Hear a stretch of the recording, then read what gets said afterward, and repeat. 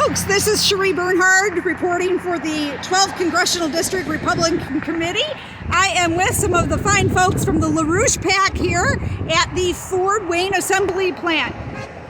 We've been going ahead and giving out some donuts to everybody, asking them how they feel about the strike as it's going on, and going ahead and telling them about Agenda 47 for Trump and the Michigan Axe My Tax. Folks, tell me what you think is happening and how we're being received here. For the most part, I would say probably 90% of the people are happy to see us. They're appreciative of the information we're giving them regarding the property tax and trying to remove that. I will be on the ballot in 2024, as well as receiving the Agenda 47 for manufacturing. I've had really good conversations with a lot of them. I think they're really happy to see us. Okay. Hi, Ron Kokenda, Republican State Committee. We had the 13th and 12th congressional districts represented here. Overwhelmingly positive response.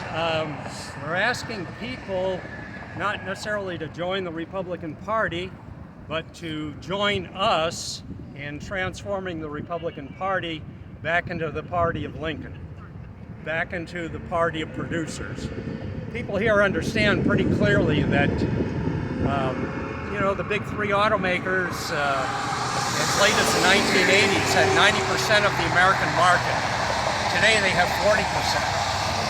So it's very clear to them that if they can win back what Barack Obama and Joe Biden stole from them in 2008 and the Ford's bankruptcy, even if they can win that back, the auto companies are still not in a position where they're going to be able to necessarily expand operations, expand their paychecks. People are asking, some of the people who started to work back in the 1980s or 1990s, they started today, they're starting at a lower wage today than they did back then. They said, how is that possible? How are we going backwards?